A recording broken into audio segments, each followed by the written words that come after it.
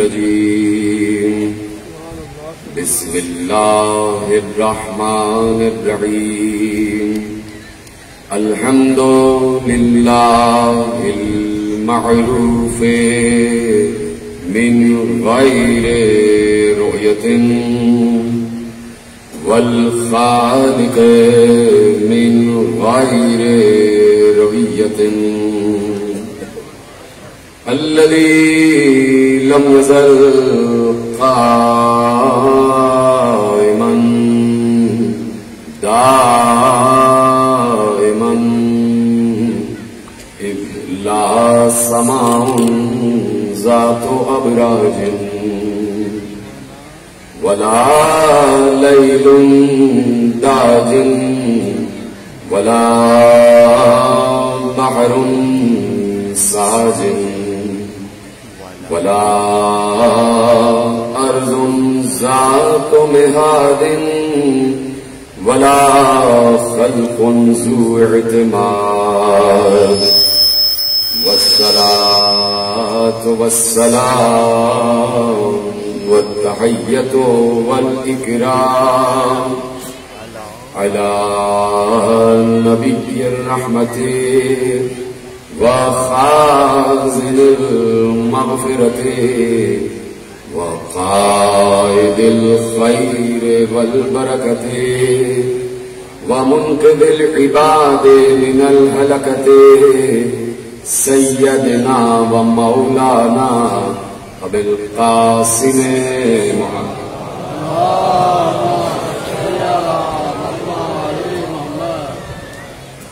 وأهل بيته الطيبين الطاهرين المعصومين المظلومين المنتخبين المنتجبين الذين أذهب الله عنهم الرجس وطهرهم تطهيرا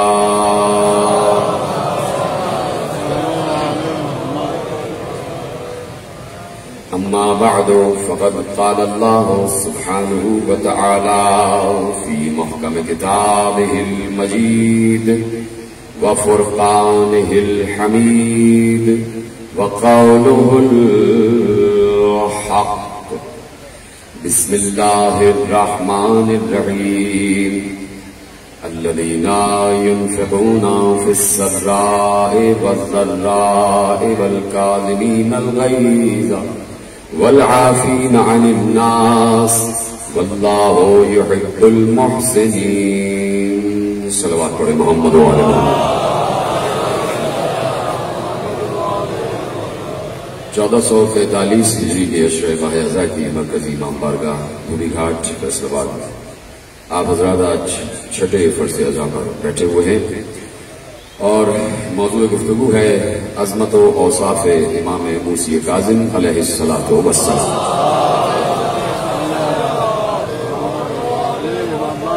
پروردگار عالم نے ہمیں یہ توفیق بخشی کہ اس نے ہمیں فکر و عقیدہ و نظریے کی اور شعور و تدبر کی اس منزل پر بلند فرمایا ہے کہ اس نے ہمیں اس وقت یہ ذمہ داری سونپی ہوئی ہے کہ وہ اپنے حبیب کے ساتویں محبوب کے تذکرے کے لیے اس نے ہمیں منتخب کیا.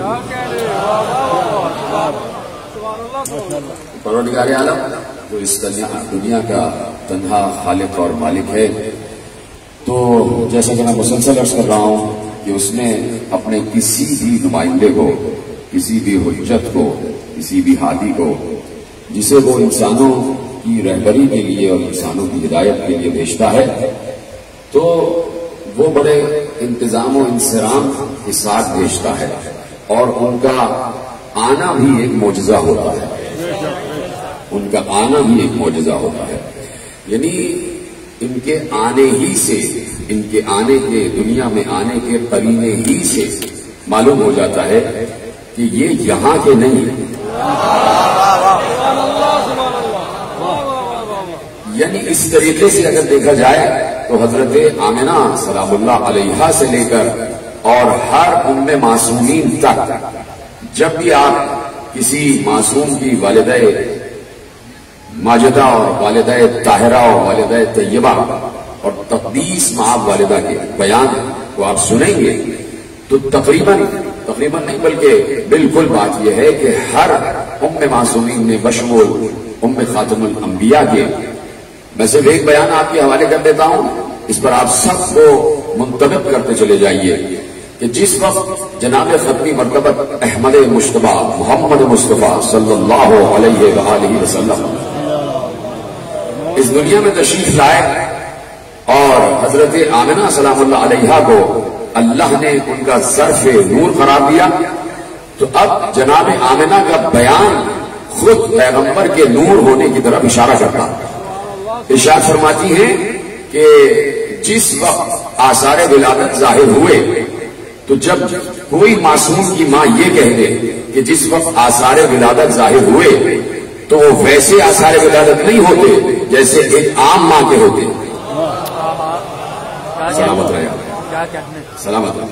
دیکھیے میں ادباً بڑے ادب کے ساتھ، کیونکہ امہات المعصومین کا تذکرہ ہے، اس لیے بڑے ادب کے ساتھ گفتگو کروں گا اور آپ کو سمجھنا ہے اشاروں کا، اس لیے کہ جب رسول کی ماں عام ماں کی طرح نہیں ہو سکتی تو رسول کسی عام اللہ کی طرح کیسے ہو سکتا؟ تو اب جناب آمنہ سلام اللہ علیہ ارشاد فرماتی ہے، جو میں نے ابھی ایک جملہ عرض کیا کہ ان کا آنا عام بچوں کی طرح آنا نہیں ہے۔ فرماتی ہے کہ جب آثار ولادت ظاہر ہوئے تو یہ آثار ولادت ظاہر ہونا کیسا ہے؟ ابھی میں نے کہا کہ عام بچوں کا آنا اور ان کا آنا بالکل الگ ہے۔ تو جس وقت اب میں کیا عرض کروں کہ ظاہر سی بات ہے جب اتنا علم نہ ہو تو مثال بھی چھوٹی ہی سی دی جاتی ہے، آپ مجھ سے زیادہ علم رکھتے ہیں، آپ کے پاس بڑی مثال ہوگی، میں سانسے کی مثال دے دوں، سب دیکھ رہے ہیں کہ یہاں پر کتنے ہی بلب روشن ہیں، تو یہ بلب روشن ہے، جب بٹن بند کر دیتے ہیں آپ تو بلب بند ہو جاتا ہے، روشنی دینا بند کر دیتا ہے، اور جس وقت اس میں کرنٹ دوڑتا ہے تو روشنی باہر آ جاتی ہے، روشنی باہر آ جاتی ہے۔ اب اس روشنی کے باہر آنے کا طریقہ بالکل الگ ہے، اس لیے کہ یہ نور باہر آ رہا ہے۔ تو آثار ولادت نور کو ساطع نور کہا جاتا ہے، نور کا ساطع ہونا، اللہ اکبر، نور کا ساطع ہونا۔ مثلا میں آپ سے ایک سوال پوچھوں کہ میں نے دوسری تقریر میں عرض کیا تھا کہ پیغمبر نے اصحاب کو مخاطب کر کے کہا کہ اللہ نے جو سب سے پہلے جس چیز کو خلق کیا ہے وہ تمہارے نبی کا نور ہے۔ اب سنیے گا، اس میں جملہ کیا تھا کہ علامہ جلال الدین سیوطی نے جملہ محفوظ کیا تھا کہ اللہ نے تمہارے نبی کے نور کو اپنے نور سے خلق کیا، تو رسول کا نور اللہ کے نور سے ساطع ہوا ہے۔ اب جیسے وہاں سے باہر آیا ہے تو یہاں ساطع نور کہا جاتا ہے، یہاں معصومین کا آنا ویسے ہی ہے جیسے پہلو آدم میں حضرت حوا کا آنا۔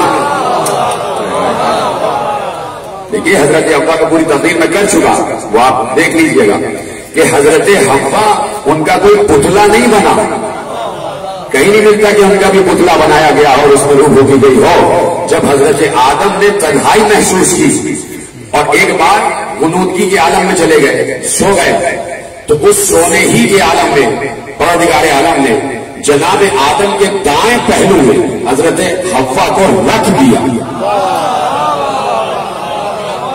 حضرت حوا کو رکھ دیا، اور جب جناب آدم نیند سے جاگے تو اب پہلو میں جناب حوا کو دیکھ کر خوش ہو گئے کہ کوئی میرا مونس آ گیا، کوئی میرا ہمدم آ گیا، کوئی مجھ جیسا ہی آ گیا۔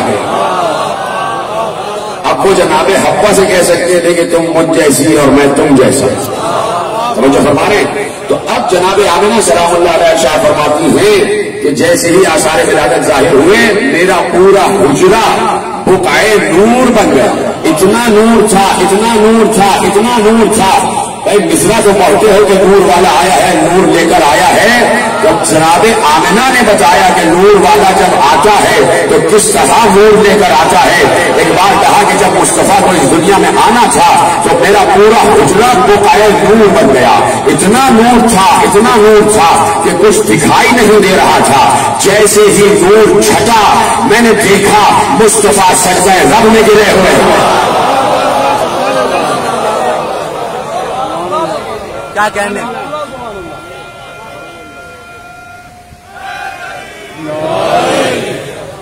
توجہ فرمائی نا آپ نے. تو جب ان کا دنیا میں آنا ہی مختلف ہے تو رہنا بھی مختلف ہے، زندگی گزارنا بھی مختلف ہے. اس حوالے سے مختلف نہیں کہ یہ کوئی ملک کی طرح زندگی گزار رہے تھے انسانوں کی طرح، اور ضروری تھا کہ انسانوں کی طرح زندگی گزاریں. کیوں؟ اصل تو نور ہے. مصطفیٰ کی اصل کیا ہے؟ نور. اور میں بتا چکا کہ اللہ کے نور سے مجھے خلق کیا گیا ہے. تو اصل مصطفیٰ ہے نور. اصل اگر اپنی اصل میں آ جاتے یعنی نوری شکل میں آ جاتے تو کیا مسئلہ ہو جاتا؟ سوال قائم کیا کہ اگر اپنی اصل حیت نور میں آ جاتے، جو ان کی اصل حیت ہے، جو ان کی اصل ذات ہے کہ نور ہے ان کی ذات، تو اگر اس اصلی حیت نور میں آ جاتے تو مسئلہ کیا ہوگا؟ انسانوں کے لیے کیا مسئلہ ہوگا؟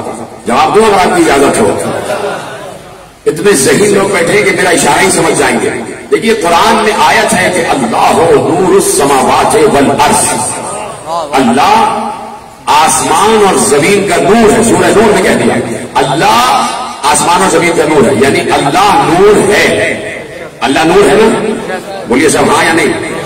دوسرا سوال کرنے جا رہا ہوں، یہاں سے وہاں تک آگے پیچھے سب. سوال سب سے یہ ہے کہ کیا اللہ اس وقت یہاں موجود ہے؟ آواز نہیں آئی. سب کے ساتھ موجود ہے. میری آواز بھی سن رہا ہے، آپ سب کے ساتھ ہے نا؟ تیسری بار کہہ دیجیے ہے. تو ہمیں نظر کیوں نہیں آ رہا؟ ہمیں نظر کیوں نہیں آ رہا؟ اس لیے نظر نہیں آ رہا کہ نور ہے. اس لیے نظر نہیں آ رہا کہ اپنی اصلی حیت نور میں ہے، اپنی اصلی حیت نور میں ہے. اس لیے نظر نہیں آ رہا. جب اصلی حیت نور میں ہوگا تو تقاضائے اصل حیت نور یہ ہے کہ وہ نظر نہ آئے. جب تک کسی چیز میں ڈھل نہ جائے، کسی چیز میں اپنے آپ کو حلول نہ کر لے. اللہ حلول نہیں کرتا، اللہ کسی چیز میں ڈھلتا نہیں ہے، اللہ کہیں پر داخل نہیں ہوتا. یہ اس کا اسٹیٹس نہیں ہے کہ وہ خالق ہوتے ہوئے کسی مخلوق کے جسم میں داخل ہو جائے. لیکن اگر ہم اللہ کو دیکھنا چاہیں گے کہ ہم ہاتھ جوڑ کر کہیں گے پروردگار ظاہر ہو جا، اللہ کہے گا میں کہیں ظاہر نہیں ہو سکتا، میں اپنی اصلی حیت نور میں ہوں. تو پروردگار یہ مصطفیٰ مرتضیٰ بھی جو نور ہے، کہا اس لیے ان کو لباس بشر پہنایا. کہ لباس بشر پہنانا ان کی مجبوری نہیں، تمہاری تھی. اگر اصلی حیت میں آ جاتے تو جیسے میں دکھائی نہیں دے رہا ویسے یہ نہیں دکھائی دے رہا.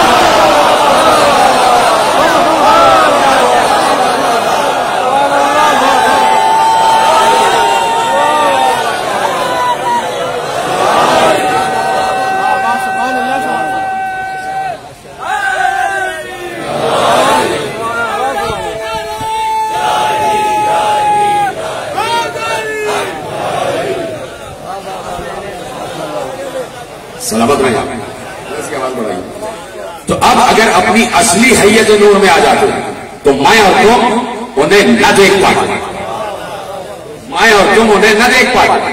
اس لیے انسانوں کی فلاح کے لیے، انسانوں کے فائدے کے لیے اور پھر ان کی حجت کے لیے ضروری تھا. اس لیے میرے ساتھ میں امام موسی کاظم علیہ السلام سے پوچھنے والے نے پوچھا کہ محمد و علی کی اصل حیت کیا ہے، ان کی معرفت کیا ہے، ان کا اصل حیت نور کیا ہے. تو اب معصوم نے سارے مسئلے کو حل فرمایا. ایک نور ہی بتا سکتا ہے، ایک نور ہی بتا سکتا ہے کہ نور کیا ہے اور یہ اسرار کیا ہے، یہ راز کیا ہے. تو اب وہی جملہ معصوم نے ارشاد فرمایا اور معصوم کی دلیل میں آپ کے حوالے کرتا ہوں. پوچھنے والے نے پوچھا تو بتایا کہ محمد علی ظاہرہما بشریۃ، مولا کا جملہ ضائع نہ کیجیے گا، ظاہرہما بشریۃ وباطنہما لاہوتیۃ. یہ سمجھ گئے، ان کو سلانا ہے جیسے آپ نے محفوظ کیا جملہ، ظاہرہما بشریۃ وباطنہما لاہوتیۃ.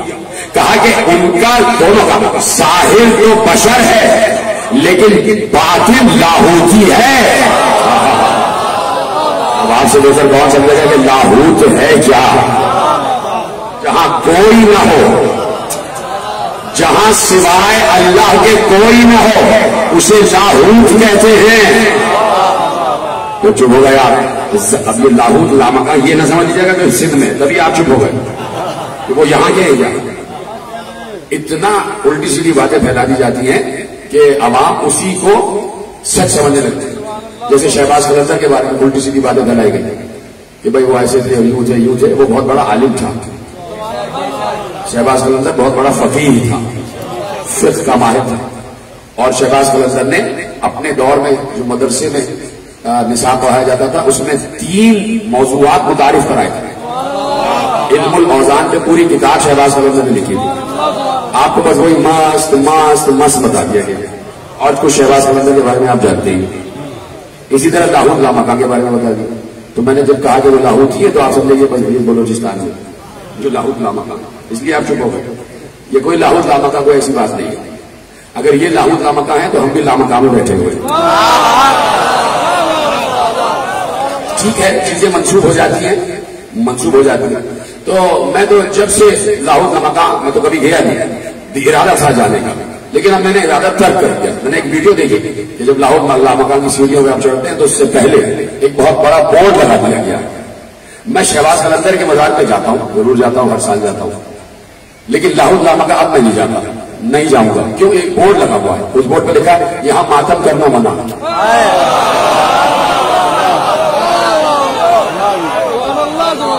تو ماتم تو آیا ہی لاہور سے.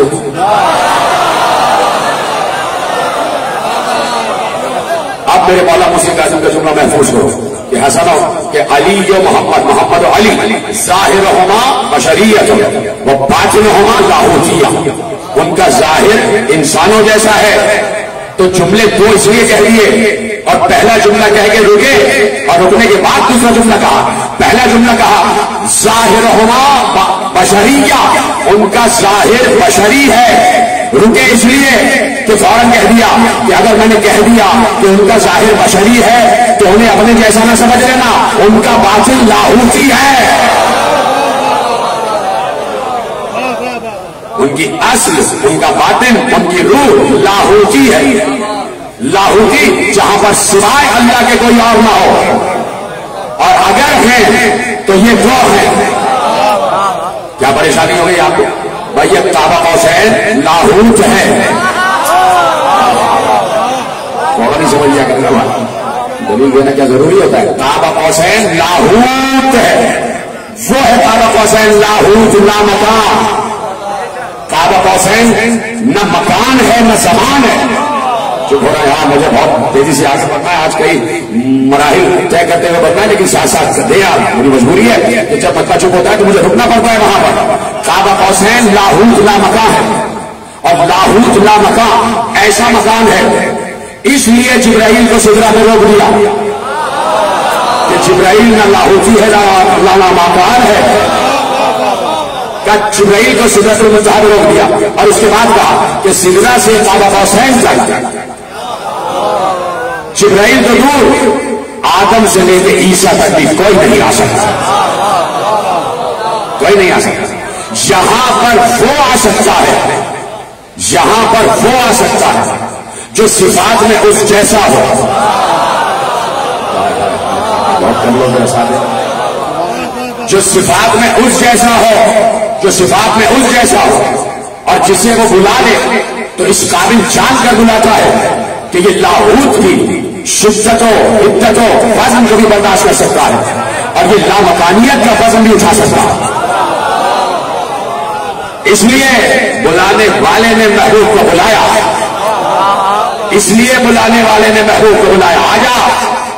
آجا لامکان تجھے بلا رہا ہے، لامکان تجھے لامکان میں بلا رہا ہے، اور جو ہو ہے تجھے لاہوت میں بلا رہا ہے۔ تو اس قابل ہے کہ تو لامکانی ہو جائے، تو اس قابل ہے کہ تو لاہوتی ہو جائے۔ تو لاہوت لامکان نے پیغمبر کو قاب قوسین پر بلا کر بتایا کہ یہ مکان قاب قوسین لامکان ہے، لاہوت ہے، یہاں ہو ہی ہو ہے، یہاں سوائے میرے کوئی اور نہیں میرے میں ہو، یہاں جبرائیل پر نہیں مار سکتا، یہاں بس میں ہوں اور تو ہے، یہاں محب ہے اور محبوب ہے، یہاں عاشق ہے اور معشوق ہے، عاشق ہے اور معشوق ہے، یہاں مصور ہے اور تصویر ہے، یہاں پھول ہے اور خوشبو ہے، یہاں حسن ہے اور حسین ہے، یہاں حسن ہے اور حسین ہے، یہاں عبد ہے اور معبود ہے، یہاں خالق ہے اور مخلوق ہے، یہاں شاہد ہے اور مسجود ہے، یہاں ساجد ہے اور مسجود ہے، یہاں ساجد ہے اور مسجود ہے، یہاں ایک ولی ہے اور ولی ہے، اور تو آجا اس لیے کہ تیسرا علی ہے۔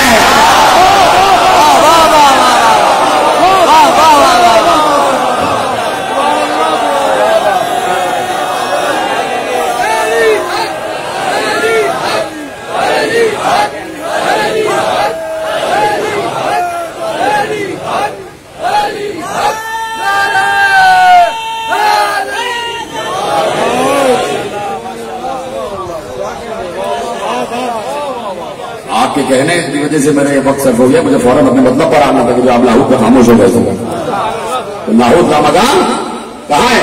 قاب قوسین۔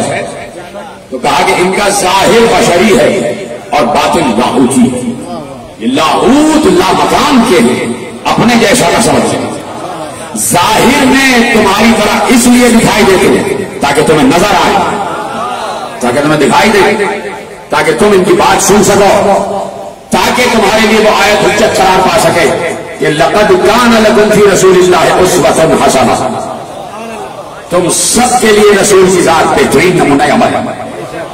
اس لیے بشری جسے میں آئے، لیکن آنے نے بتایا نہ ہم ان جیسے نہ یہ ہم جیسے۔ تو اب اللہ نے یقیناً جب جو لاہوتی اور لامکانی ہوتے ہیں تو ان کی صفات بھی لاہوتی اور لامکانی ہوتی ہے۔ اللہ لامکان ہے، اللہ ہو ہے، اللہ کے لیے کوئی جگہ بھی ایسی نہیں ہے کہ کہا جا سکے کہ وہ بہت بچنے میں ہے۔ اللہ کو سمجھو، اللہ اس وقت بھی لامکان ہے، اس ہزاروں کے مجمع میں، ہزاروں کے مجمع دیکھ رہے ہیں آپ، آگے سے پیچھے دائیں بائیں، سمجھتا ہوں کہ 12-15 ہزار سے زیادہ کا مجمع، 20 ہزار کا مجمع اس وقت بیٹھا ہوا، تو 20 ہزار کے مجمع میں بیٹھا ہے، پورا مجمع بیٹھا ہے، تو 20 ہزار کے مجمع میں ایک وقت اللہ موجود ہے، لیکن وہ پھر بھی تنہا ہے۔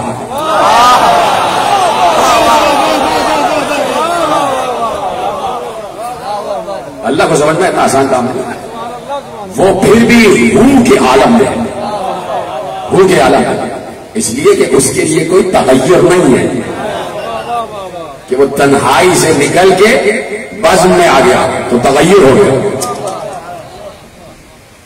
اگلے سال اگر آپ چپ رہے نا، اگلے سال پورا اشرا توحید میں پڑھو، پورا سمجھے اللہ کو کیا ہے۔ میں آپ کو اپنی بات بتاؤں، میرے احباب بھی جانتے ہیں کہ میں اکثر تنہا جب ہوتا ہوں لائبریری میں تو پڑھ رہا ہوتا ہوں، جب بھی بات توحید کیا جاتی ہے تو میرا تقریباً گھنٹوں جو ہیں اسی میں لگ جاتے ہیں کتاب رکھ کے کہ اللہ کیا ہے، اللہ کیا ہے۔ تو کسی نے مجھ سے سوال کیا تھا کہ قبلہ بات یہ ہے کہ لوگ صحیح تو کہتے ہیں کہ وہ علی کے پیکر میں آ گیا اور یہ ہو، میں نے کہا دیکھیے بات یہ ہے کہ وہ ظاہر ہے کہ اٹھا سکتا ہے، ہر کام کر سکتا ہے، اللہ کل شیء قدیر ہے۔ دیکھیے یہ شامیانے کی چھت ہے اور یہ زمین ہے، اس کے درمیان ایک خلا ہے، خالی ہے، یہ خالی آپ کو دکھائی نہیں دے رہا، خالی ہے تو چاہیے نہیں آپ کا خالی، حالانکہ یہ بھی ایک مخلوق ہے،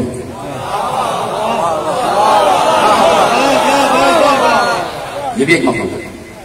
اللہ، میں 3 سال پہلے جملہ کہہ چکا ہوں کہ وہ شے ہے. امام موسی کاظم علیہ السلام سے پوچھا گیا کہ کیا اللہ شے ہے؟ میں نے کہا نا جو نور ہے وہی نور کے بارے میں بتا سکتا ہے، جو لاہوتی ہے وہی روح کے بارے میں بتا سکتا ہے، جو لامکانی ہے وہی لامکان کے بارے میں بتا سکتا ہے. تو پوچھا کیا وہ شے ہے؟ امام موسی کاظم علیہ السلام نے ارشاد فرمایا کہ نعم انہ شیء لیس کالاشیاء، ہاں وہ شے ہے لیکن اشیاء جیسا نہیں ہے.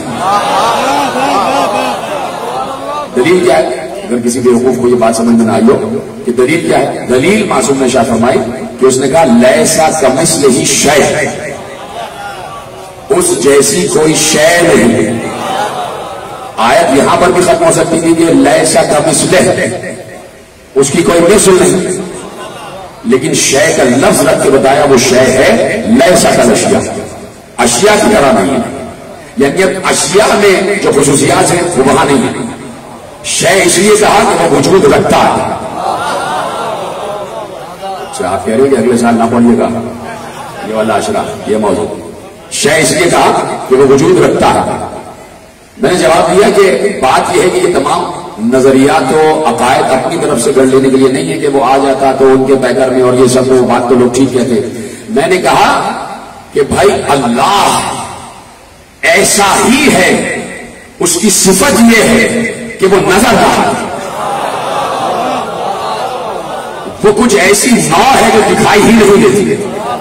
میں نے بالکل سامنے کی بلا تشبیہ مثال دی ہے کہ یہ خلا دکھائی نہیں دیتی، اس کا خاصہ یہ ہے کہ دکھائی نہ دے، تبھی تو خلا. توجہ فرما رہے.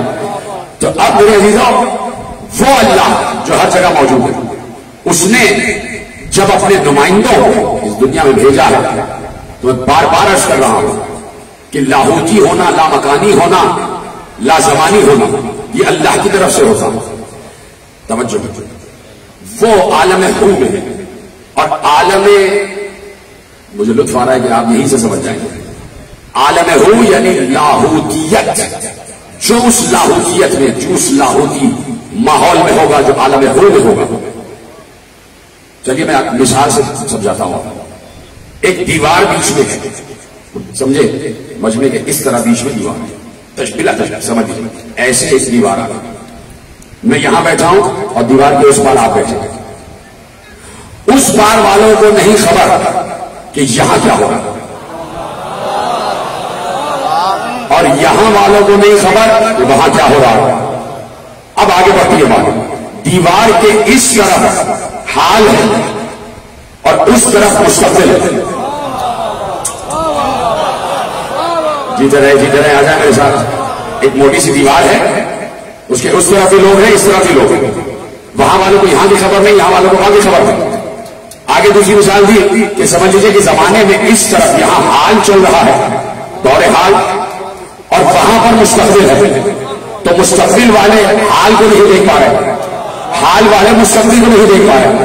اب کوئی دیوار پر چڑھ جائے، چل کے کھڑا ہو جائے، وہ بیک وقت حال کو بھی دیکھ رہا ہے، مستقبل کو بھی دیکھ رہا ہے. سلامت رہے آپ. جی طرح آپ کیسے آپ نے سنا. میں نے صرف مثال دی ہے، ایسا ہے نہیں، صرف سمجھانے کے لیے. لاہوت عالم ہو کہتے ہی اس مقام کو ہے جہاں کی بھی خبر ہو، غیب کی بھی خبر ہو، حال کا بھی عالم ہو، غیب کا بھی عالم ہو. سلامت رہے آپ. سمجھ میں آ گئی بات. تو عالم ہو تک جو پہنچا ہے وہ حال بھی دیکھ رہا ہوتا ہے، مستقبل بھی دیکھ رہا ہوتا ہے. ماضی تو اس کے سامنے ہوتا ہی ہے، لیکن ماضی اللہ کے لیے نہیں ہے.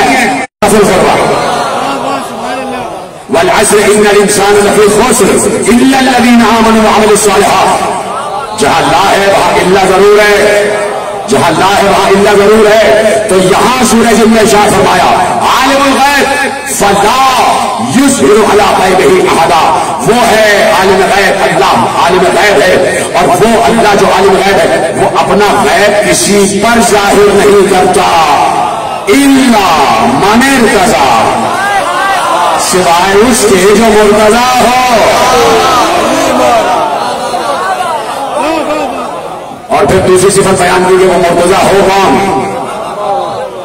مرتضی کی صفت بیان کی، الا من ارتضی من رسول، صفت یہ ہو کہ ہر کوئی مرتضی اپنے کو نہ کہہ لے کہ میرا نام میری ماں نے مرتضی رکھ دیا تو میں وہی والا مرتضی ہوں، تو جس کی طرف اللہ نے سورۃ میں اشارہ کیا ہے، اشارہ کرنے کے بعد صفت بیان کر دی، خصوصیت بیان کر دی، الا من ارتضی من رسول، وہ مرتضی وہ ہو جو رسول سے منیت کی منزل پر ہو، جو منیت رسول کی منزل پر ہو، الا من ارتضی من رسول، تو وہ مرتضی ہو۔ کہا کہ ہم اس پر ظاہر کرتے ہیں جو مرتضی ہو، مرتضی سے مرتضی نہیں ہے، مرتضی مصطفیٰ بھی ہے۔ کہا کہ ہم اپنا علم غیب ظاہر کرتے ہیں اس پر رسول سے منیت کی منزل پر۔ دوسرا ترجمہ یہ ہے کہ ہم اپنا علم غیب ظاہر کرتے ہیں رسولوں میں سے اس پر جو مرتضی۔ میں یقیناً اپنے علماء کے اقوال کی روشنی میں پہلے ترجمے کو زیادہ صحیح مانتا ہوں، اس لیے کہ اگر یہ کہہ دیا کہ ہم اس پر اپنا علم غیب ظاہر کرتے ہیں جو رسولوں میں مرتضی ہو، تو رسولوں میں تو مصطفیٰ ہیں،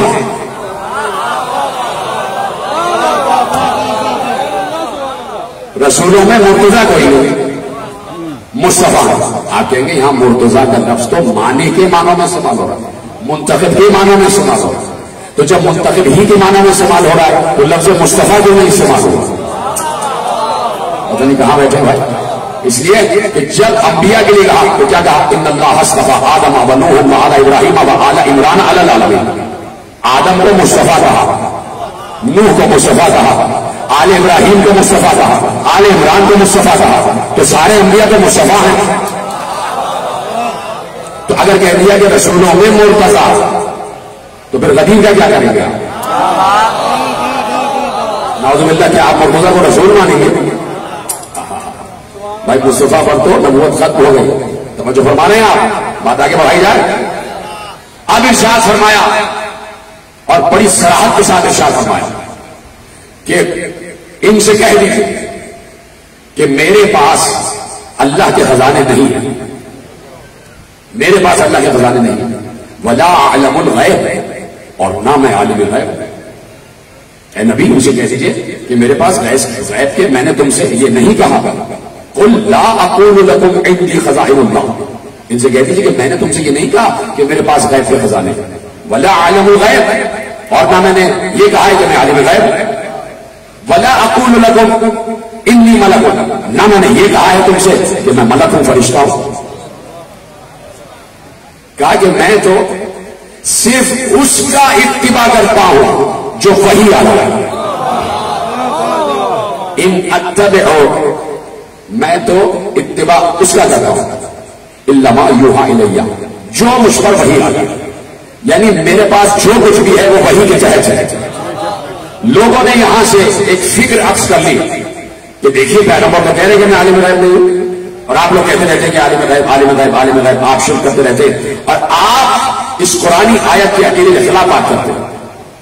تو اب اس آیت پر غور کرو، اللہ اپنے رسول سے یہ کہہ رہا ہے کہ آپ یہ کہہ لیجیے کہ میں نے یہ نہیں کہا کہ میرے پاس خزائن خدا ہوں، میں نے یہ نہیں کہا کہ میں عالم غیب ہوں، میں نے یہ نہیں کہا کہ میں فرشتہ ہوں، میرے پاس جو کچھ بھی ہے وہ وحی ہے۔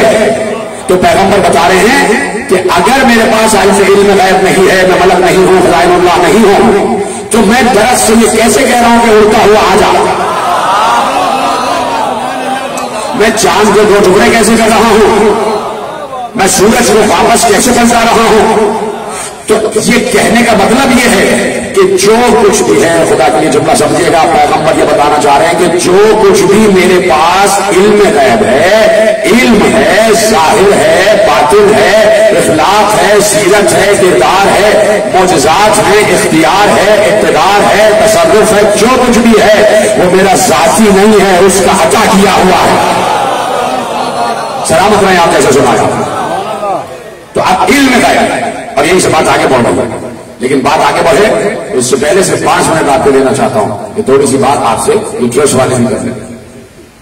اور کچھ لوگوں نے بار بار میرے احباب بتاتے ہیں کہ انڈیا تک دیکھا جا رہا ہے، اور انگلینڈ، امریکہ، کینیڈا، سویڈن، نیوزی سوئٹزرلینڈ، کہاں نیدرلینڈ، سب جگہ، اور ادھر مشرق وسطیٰ تک مسلسل یہ آپ کی مجالس دیکھی جا رہی ہے یہ والی۔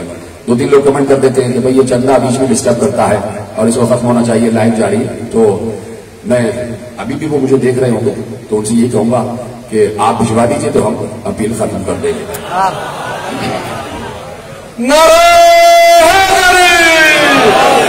سادات و مومن، ہم نے جب بھی عزاداری سید و شہداء کے لیے آپ سے چندہ کی اپیل کی ہے تو آپ نے دل کھول کر ہمارا یہ امداد کی ہے. یہ عزاداری سید و شہداء کے لیے ہمارے کارکنان جس کے پاس سب جولیاں ہیں وہ چند لمحوں کے لیے آپ کے درمیان آئیں گے. تو آپ سے استدعا ہے کہ آپ اس سلسلہ میں ہم سے تعاون فرمائیں. مومنات میں بھی ہمارے کارکنان ان کے درمیان موجود ہیں تو میری مومنات سے بھی گزارش ہوگی کہ عزاداری سید و شہداء کے لیے ہم سے تعاون فرمائیں. اخراجات محرم بہت زیادہ ہیں اور ہمارے محدود وسائل ہیں. امام بارگاہ کا کوئی مستقل آمدنی کا بھی کوئی ذریعہ نہیں ہے. تو یہ تمام تر عزاداری جہاں مرکز امام بارگاہ میں ہوتی ہے آپ ہی کے تعاون سے ہوتی ہے. تو آپ سے استدعا کہ آپ اس کار خیر میں بڑھ چڑھ کر حصہ لیا کریں تاکہ عزاداری کا سلسلہ جو کہ انشاءاللہ تا قیامت جاری رہنا ہے، تا قیامت جاری و ساری رہے.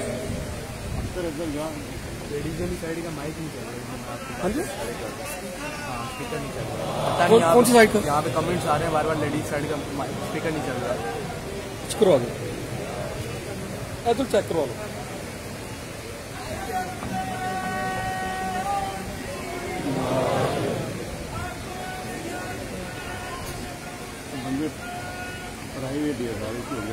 کوئی نہیں کر لیں گے.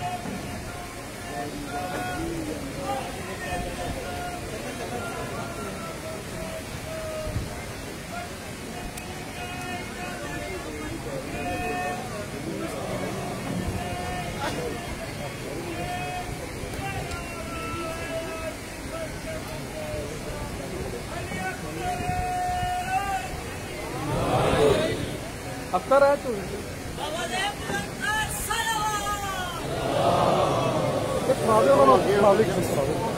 ادھر ہی پڑھاؤ تاکہ چلی جائے نہ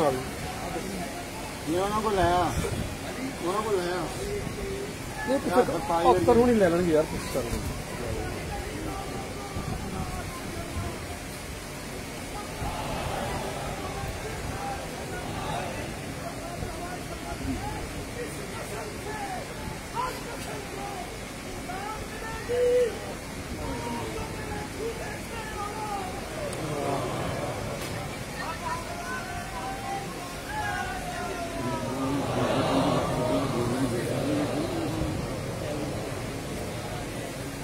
صلوات بھی پڑھیں گے جب آواز بلند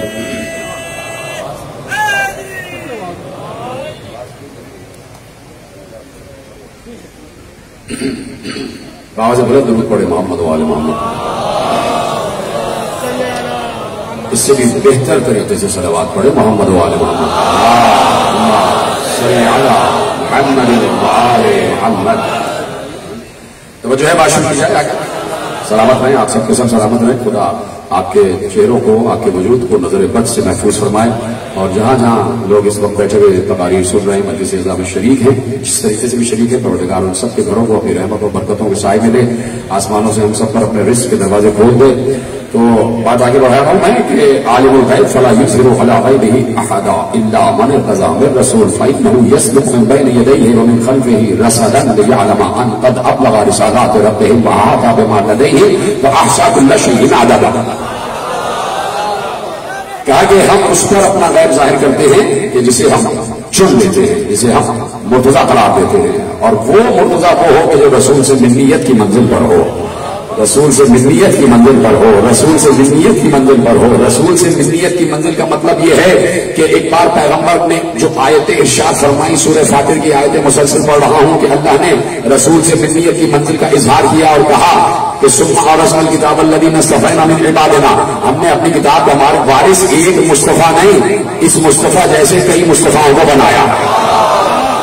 تو اب ملنیت رسول دیکھو کہ کہاں کہاں تک جا رہی ہے. پہلی منزل تو یہی ہے کہ کوئی سورہ برات لے کر چلا تو ایک بار جبرائیل پیغمبر پر نازل ہوئے اور کہا یا رسول اللہ، اللہ کہتا ہے کہ یہ سورہ یا تو آپ خود لے کے جائیں یا وہ جائے جو آپ سے ملنیت کی منزل پر ہو. اس وقت علی کو بھیجا سورہ برات دے کے بتا دیا علی ملنیت کی منزل پر ہے، علی من ہے. ایک بار حسن مصطفیٰ کو کانے پہ اٹھا کے لائے، حسین کو کانے پہ اٹھا کے لائے، کہا نوازوں سے اتنی محبت ہے کہ کبھی کاندھے میں بچھاتے ہیں، کبھی دو زانوں میں بچھاتے ہیں، کبھی ممبر پہ بیٹھ کر دونوں کو دائیں بائیں بچھاتے ہیں، کبھی نماز کے سجدے میں ہوتے ہیں تو پشت پر بچھا لیتے ہیں. یہ کیا بات ہے؟ نمازوں سے اتنی محبت؟ اور نمازیں نہیں ہیں، یہ میری ملت پر ہیں. یہ نوازے نہیں ہیں، یہ میری ملت پر ہے. الحسن منی وانا من حسن، الحسین منی وانا من الحسین. کیا یہ نوازے نہیں؟ یہ میری ملت پر ہے، ملت پر ہے. تو رسول نے یہی بتایا. اگر صرف علی کو کہہ دیتے تو یہ میری ملت پر ہے، اگر صرف علی کو کہہ دیتے تو یہ میری ملت پر ہے، تو رسول اور علی ایک دور میں بھی ہیں. اور پھر یہ بات ہو جاتی کہ جب رسول چلے گئے تو ملت علی کے پاس ہے، اور جب علی چلے گئے تو کس کے پاس؟ اس لیے حسن اور حسین کا بتانا ضروری تھا کہ میری ملت رکے گی نہیں. کہ میری ملت رکے گی نہیں، اس لیے کہ کتاب کی وراثت نہیں رکے گی. میرا ساتھ دے، اس لیے کہ نہ مائک میرا ساتھ دے رہا ہے اور نہ میرا گلا میرا ساتھ دے رہا ہے. میں آہستہ آہستہ جملے آپ کے حوالے کر رہا ہوں، لیکن یاد رکھیے کہ جملہ آپ کو ویسے سننا ہے جیسے آپ وصول کرتے ہیں. کہا میری ملت نہیں رکے گی. کیوں؟ اس لیے کہ قرآن نے کہا کہ وراثت قرآن نہیں رکے گی. تو اب جملہ سے جتنا سا ہے کہ بھائی یہ بات تو سمجھو کہ سورہ فاتر کی آیت پڑھی کہ ثم اورثنا الکتاب الذین اصطفینا من عبادنا، ہم نے اپنی کتاب نجات کا وارث اپنے مصطفیٰ بندے کو بنایا ہے. تو اب اگر بچے سے بھی پوچھا جائے، کسی مسلمان بچے سے بھی پوچھا جائے کہ قرآن آج زندہ ہے یا نہیں ہے، قرآن آج زندہ ہے یا نہیں ہے، تو بچہ بھی کہے گا قرآن زندہ ہے. تو اب مانو نا، جب قرآن زندہ تو وارث قرآن بھی زندہ.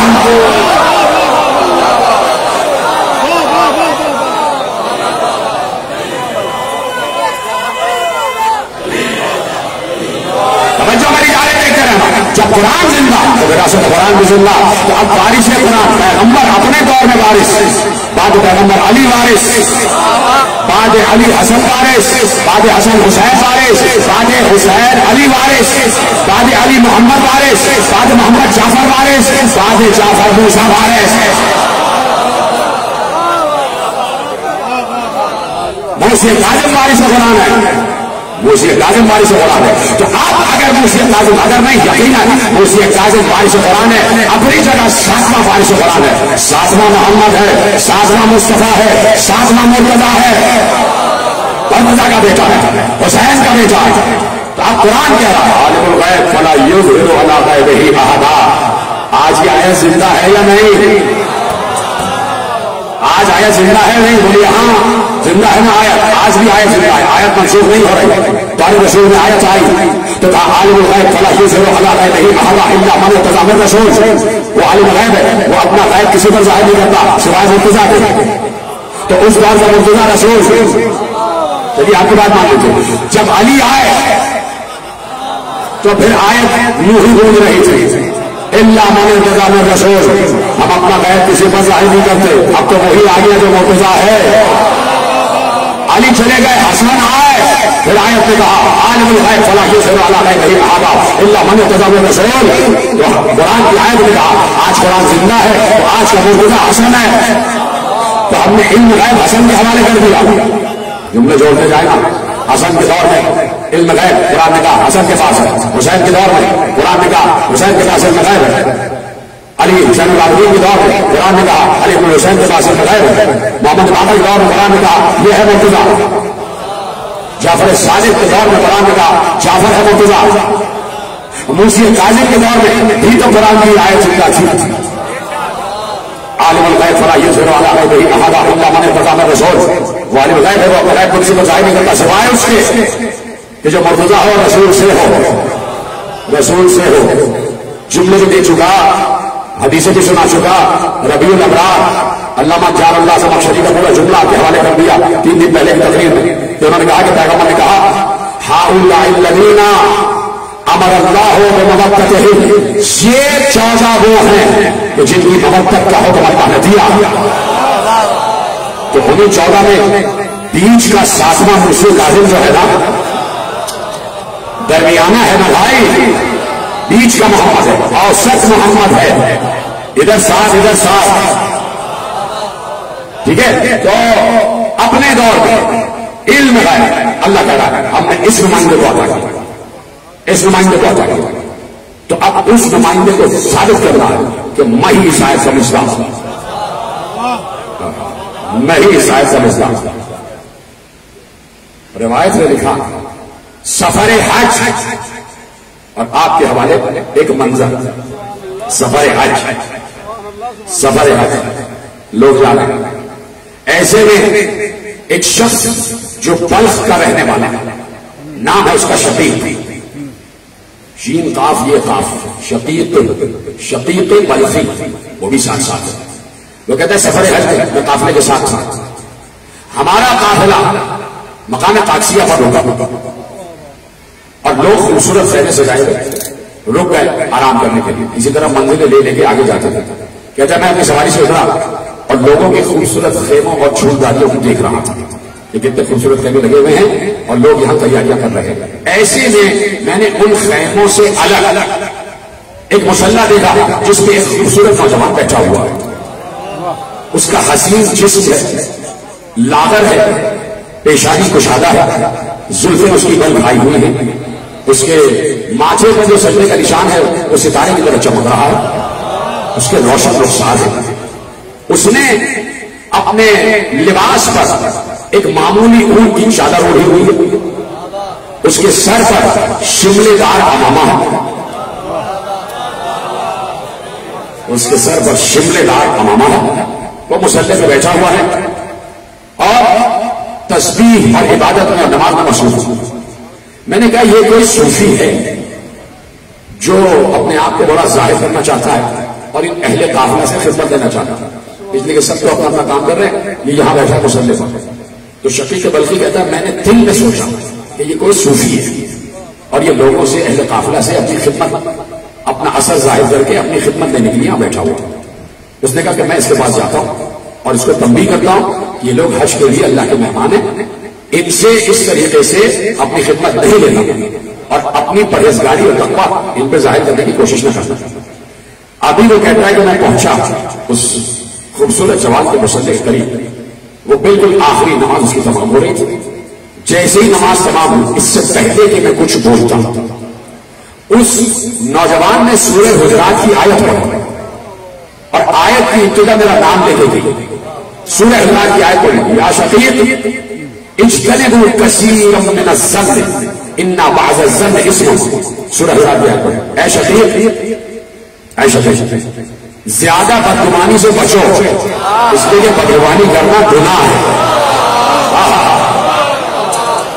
جیسے آپ نے سنا اسی طرح سے جائے گا, بلکہ اس سے بھی زیادہ. جیسے آپ سن لوگ آپ پر فخر کر رہے ہیں پورے پاکستان سے, میرے پاس کمنٹس آتے ہیں کہ کیا سماجتے ہیں صبح 7:30 بجے ایسا چیز جب کا مجمع بیٹھا ہے, تقریباً 20,000 کا مجمع یہاں سے وہاں تک بیٹھا ہے, پورا آپ کو نظر بد سے محفوظ فرمائے. کہا کہ زن سے بچو, گمان سے بچو. وہ کہتا ہے کہ میں لرز گیا کہ اس جوان نے تو میرے دل کی بات کی, میرے دل میں جو نیت تھی وہ اس کو کیسے پتہ چل گیا. کہتا ہے کہ میں ابھی اسی پریشانی اسی حیرت میں تھا کہ وہ جوان اٹھا مسلح لپیٹا اور چلا گیا. اتنی دیر میں قافلہ بھی نپٹ چکا تھا, قافلہ آگے بڑھ گیا.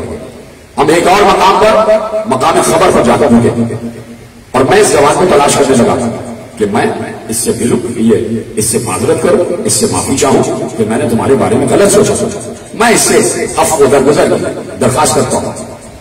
میں نے دیکھا دور پہاڑی پر ایک اونچی سی چٹان ہے, مجھے اچانک وہ جوان وہی نظر آیا اور وہی ویسے ہی مسلح بچھا کے بیٹھا ہوا تھا.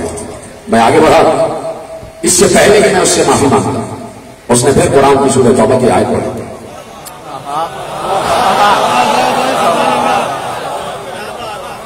ایسا آیت تو خدا اتار رہا ہے. اللہ نے کیا کہا, اجتنبوا کثیرا من الظن ان بعض الظن اسم. بہت زیادہ شک سے بچو, اس لیے کہ بہت زیادہ شک گناہ ہوتا. بات یہاں تک کو سمجھ میں آ گیا. یہ میں قرآن کی آیت پڑھوں گا, اب جو ذہین ہوگا وہ سمجھے گا, میں تفسیر عرض نہیں کروں گا. آیت پڑھی, اس نے کہا کہ میں آگے بڑھا کہ مجھ سے معافی مانگوں. انہوں نے آیت پڑھی, انی لغفار لمن تاب وآمن وعمل صالحا ثم اهتدى. سنیں گے آیت کا ترجمہ اور بتائیے گا کہ ترجمہ آپ تک پہنچ گیا. اس کے دل میں کیا ہے کہ میں آگے بڑھوں گا اور ان سے معافی مانگوں گا, اس سے پہلے کہ میں معافی کے لیے ادا کرتا. اور آپ کی آیت پڑھو, انی لغفار لمن تاب, جو توبہ کر لیتا ہے میں اسے معاف کر دیتا ہوں.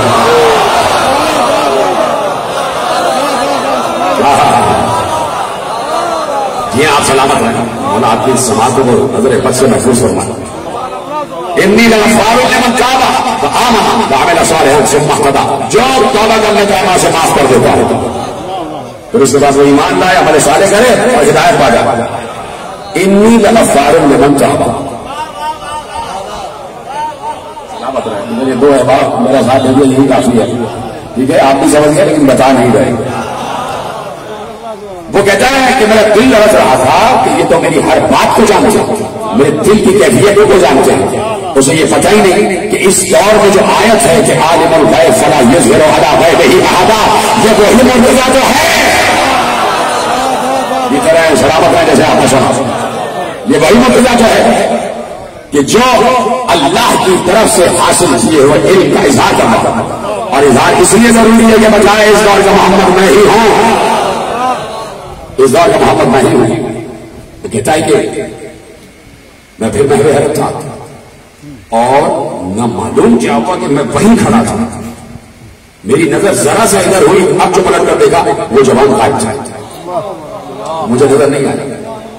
قافلہ آگے بڑھ گیا, پھر ہم منزل زوالہ پر لگا اور اب میں نے شدت سے اس جوان کی تلاش کی کہ وہ نوجوان مجھے نظر آئے کہ میں اس سے باتیں کرنا چاہتا ہوں, میں اس سے پوچھنا چاہتا ہوں. پھر اچانک میں نے دیکھا کہ دور ایک کنواں ہے, اس کنویں کے دہانے پر وہ جوان کھڑا ہوا, اس کے ہاتھ میں ایک ڈول ہے. اس نے پانی نکالنے کے لیے ڈول کنویں میں ڈالا. کنویں میں جیسے ڈول ڈالا اس کے ہاتھ سے ڈول گر گئے, کنویں میں ڈول گر گئے. اللہ اکبر. امام کا ہر کام حکمت کے تحت ہوتا ہے. یقین اس منزل پر رکھنا اپنا, امام کا ہر کام حکمت کے تحت ہوتا ہے, اس لیے کہ امام مفترض الطاعت ہے. پچھلے سال میں نے اشرا پڑھا تھا آل ابراہیم کا ملک عظیم پر, اس میں نے بتایا تھا کہ آل ابراہیم کا ملک عظیم ہے مفترض الطاعت ہونا, کائنات کی ہر شے پر ان کی اطاعت واجب ہے. تو یہ ڈول بھی تو اتنا موٹی ہے, پھر گرا کیسے؟ حکمت امامت, حکمت عصمت سے کہتے ہیں کا ڈول ہاتھ سے گرا, کنویں میں نیچے گر گیا. اس جوان نے آسمان کی طرف دیکھ کر کہا پروردگار کیوں میرا پالنے والا, میں جب بھوکا ہوتا ہوں تو کھانا کھلاتا ہے, میں جب پیاسا ہوتا ہوں تو پانی پلاتا ہے. پروردگار میرے پاس اس وقت یہی ایک ڈول تھا, وہ گر چکا ہے, یا اللہ کیا یہ چاہو کہ تو میرا ڈول واپس کر دے. بڑا تم اللہ اللہ اللہ اللہ اللہ ہو اللہ ہو, یا اللہ مدد یا اللہ مدد یا اللہ مدد کہتے رہتے ہو. اس کو کہتے ہیں یا اللہ مدد, یہ ہے یا اللہ مدد. امام نے کہا یا اللہ مدد, پروردگار میرا ڈول واپس کر دے. تو شقیق بلخی کہتا ہے میں درس گیا اس لیے کہ میں نے خود دیکھا کہ کنویں کا پانی اوپر آنا شروع ہوا. ایسے سنیں گے تو فکر کرتا ہوں بھائی, کنویں کا پانی اوپر آنا شروع ہوا اور بالکل کنویں کے دہانے کی سطح پر پانی آیا اور سامنے ڈول لگا ہوا تھا. پانی کی سطح ڈول تھا. اس جوان نے ڈول بھرا اور ڈول بھر کے ایک جانب چلا گیا. اس نے پانی پیا, میں پیچھے پیچھے دیکھ رہا تھا کہ کیا ہو رہا, اور میں پہلے ہے تھا. میرے دل میں اس کی محبت بڑھتی جا رہی تھی, بڑھتی جا رہی تھی. میں متاثر ہوتا جا رہا تھا, میں جذب کشف کی منزل پر آ رہا تھا. پھر میں نے دیکھا تھوڑی اونچی ایک چٹان پر وہ چڑھ گیا. اس نے پانی پیا, پانی پینے کے بعد اس نے مٹھی میں مٹی اٹھائی اور وہ مٹھی کی مٹی اس نے ڈول میں پانی میں ڈالی, پھر اٹھائی پھر ڈالی, پھر اٹھائی پھر ڈالی. اس پانی کو اس نے مٹی سے گھولا. میں دیکھ رہا تھا کہ ڈول ہے اور اس میں وہ مٹی کو پانی سے گھول رہا ہے. گھول لیا, میری طرف دیکھنا بھائی, گھولا تو اس کے بعد اس نے اس پانی کو پینا شروع کیا. مٹی اس نے گھول لی اور وہ پیا. میں آگے بڑھا, میں نے سلام کیا, اس نے جواب سلام دیا. میں نے کہا کہ اللہ نے جو نعمات, جن نعمات سے آپ کو نوازا اس میں سے مجھے کچھ مجھے بھی عطا ہو. کیا یہ اچھا ہے کہ یہ جو آپ پی رہے ہیں مجھے بھی دے دیں؟ کہا کہ اے شقیق اللہ کا ہماری طرف مسلسل نعمات کا نزول ہوتا ہے, چاہے وہ نعمات ظاہری ہوں چاہے نعمات باطنی ہوں. اب جملہ سنیں گے, فَأَحْسَنَ ظَنَّكَ بِرَبِّكَ. پتہ نہیں جملہ پہنچے گا نہیں, کہا کہ اللہ کا ہماری طرف نعمات کا مسلسل نزول ہوتا ہے، وہ مسلسل ہم پہ اپنی نعمتیں نازل کرتا ہے، نعمت ظاہر، نعمت باطن.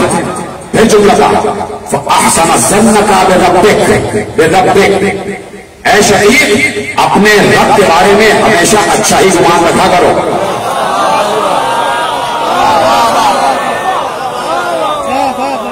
پتہ نہیں سب نے جملہ سمجھا یا نہیں سمجھا. فَأَحْسَنَ ظَنَّكَ بِرَبِّكَ، اپنے رب کے بارے میں ہمیشہ اچھا گمان رکھا کرو. اس کا اچھا گمان تو تھا، تبھی تو حج پہ جا رہا تھا. پھر یہ کس عزت کا تذکرہ ہو رہا ہے؟ جو سمجھ گئے تو سلام. فَأَحْسَنَ ظَنَّكَ بِرَبِّكَ، اپنے رب کے بارے میں ہمیشہ احسن گمان رکھا کرو، اچھا گمان رکھا کرو. میرے آگے ڈول بڑھا دیا لو پیو. کہا اب جو میں نے پیا تو ایسا بہترین شیریں میٹھا ستو تھا،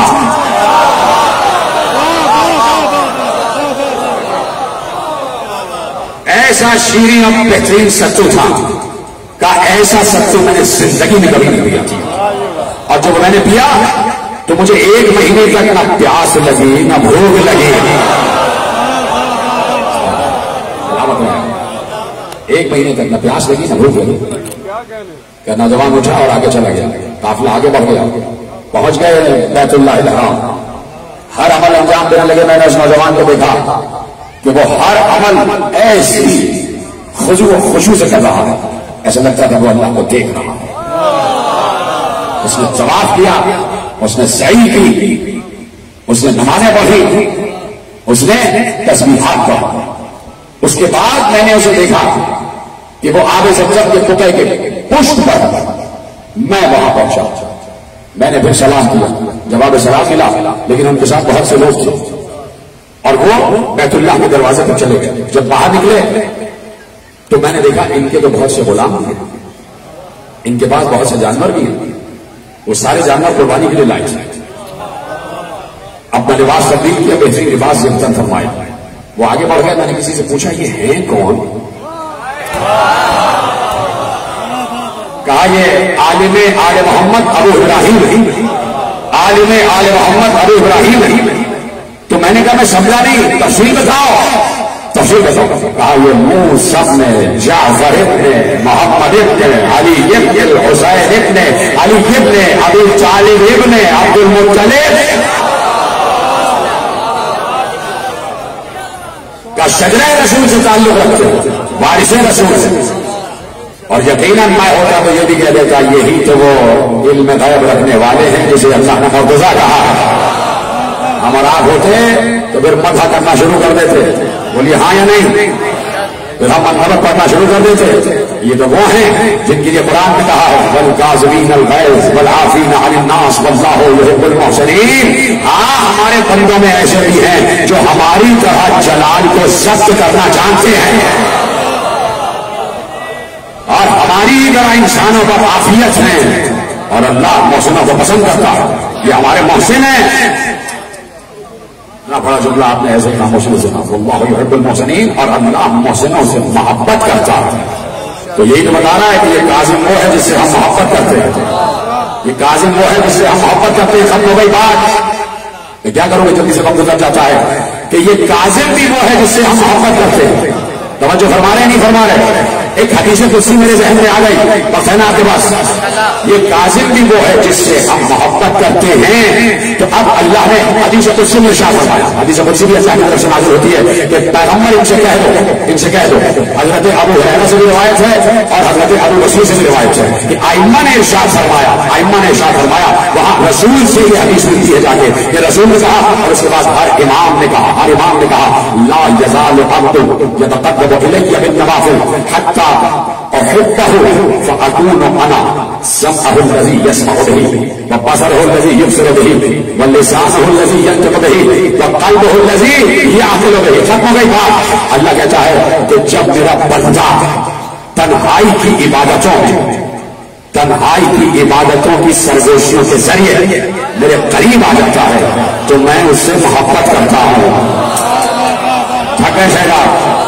جب تنہائی کی عبادتوں کے نوافل کے ذریعے جب میرا بندہ میرے قریب آ جاتا ہے تو میں اس سے محبت کرتا ہوں. اللہ کیا کہہ رہا ہے کہ میں محسنوں سے محبت کرتا ہوں. جس سے اللہ محبت کرے اسے دیتا کیا ہے؟ تو اللہ کہہ رہا ہے یہ اس لیے کاظم بھی میرا محسن ہے تو اب میں اس سے بھی محبت کرتا ہوں. اور حدیث قدسی کیا کہہ رہی ہے؟ جب میں اپنے بندے سے محبت کرتا ہوں تو میں اس کی دیکھنے والی آنکھ بن جاتا ہوں, سننے والا کان بن جاتا ہوں.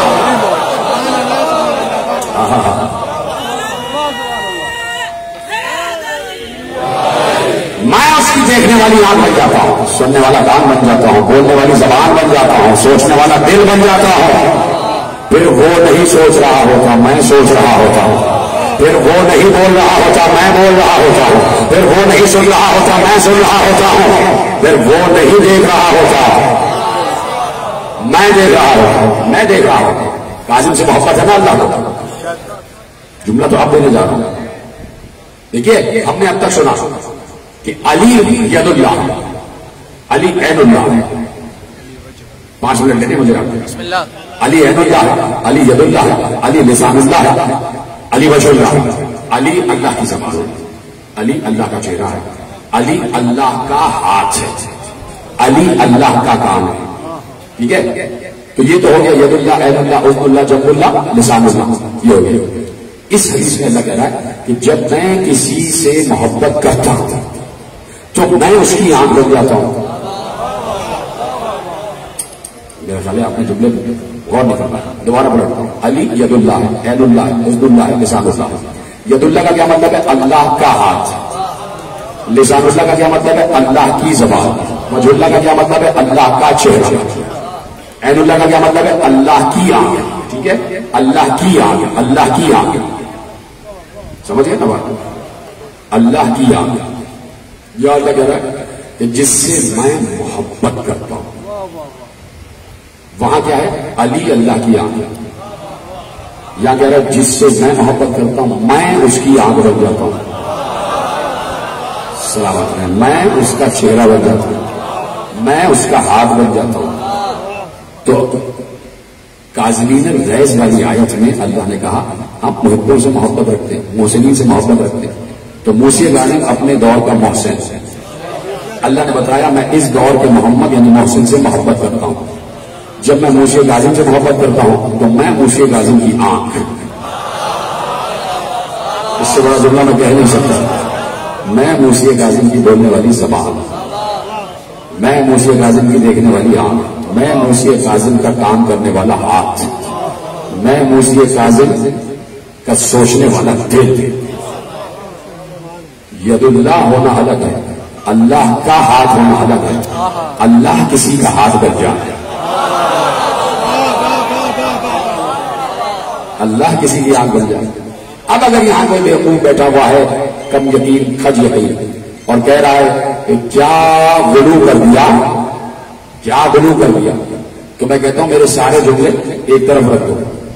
حدیث قدسی کہہ رہی ہے لا یزال عبدی یتقرب الی بالنوافل حتی احببته. میرا بندہ جب نوافل کے ذریعے میرے نزدیک آ جاتا ہے تو میں اس سے محبت کرتا ہوں. تو جسے اس میرے پورے تھیسس پر یقین نہیں ہے میں اسے کہتا ہوں تم بندے بن جاؤ, تم اللہ کے قریب چلے جاؤ, اللہ تم سے محبت کرے گا, پھر وہ تمہاری دیکھنے والی آنکھ بن جائے گا, پھر وہ تمہارا سوچنے والا دل بن جائے گا. یہاں تو ایک اوپن آفر ہے, یہاں تو دعوت عام ہے. جو اللہ کے قریب چلا جائے تو بس یہ کہہ رہے ہیں 1400 برس سے کہ ملا تو نہ جا سکا, مولا چلا گیا. اللہ کے قریب کھلے میں مسجدوں کے دروازے, کھلی ہوئی ہیں خانقاہیں, کھلے ہوئے ہیں بڑے بڑے اجتماعات کے میدان. جاؤ اللہ کے قریب جاؤ اور بن جاؤ, اللہ کو اپنی آنکھ بنا لو. ہم یہاں بیٹھ کے موسی غالب کا تذکرہ کر رہے ہیں, یہاں بیٹھ کے آل محمد کا تذکرہ کر رہے ہیں. آل محمد کا, محمد کی آل, محمد رسول اللہ جس کا کلمہ پڑھے بغیر کسی کا ایمان کامل نہیں, اس کی آل کا تذکرہ ہو رہا ہے. اور خوشی یہ ہے کہ ویسے ہی سنی بھی سننا ہے جیسے شیعہ سن. یہ ہے کامیابی حسین کی, نہ میری نہ آپ کی. یہ ہے کربلا کی کامیابی. کربلا صرف یہ کہتی ہے میں یہ نہیں دیکھتی کتنی نمازیں پڑھیں, کتنے روزے رکھے, کتنے حج کیے, اسی کے بعد نے کہا کہ میں نے اپنے سامنے یہ سب دیکھ لیا تھا کہ سامنے والے نمازی بھی تھے، روزے دار بھی تھے، حاجی بھی تھے، سب تھے. کہا میں اب یہ نہیں دیکھتی کربلا، کہتی ہے میں قیامت تک یہ نہیں دیکھتی کہ کون کتنی نمازیں پڑھ چکا، روزے رکھ چکا، حج کر چکا، زکات دے چکا، جہاد کر چکا. میں صرف یہ دیکھتی ہوں کون ہو ہے.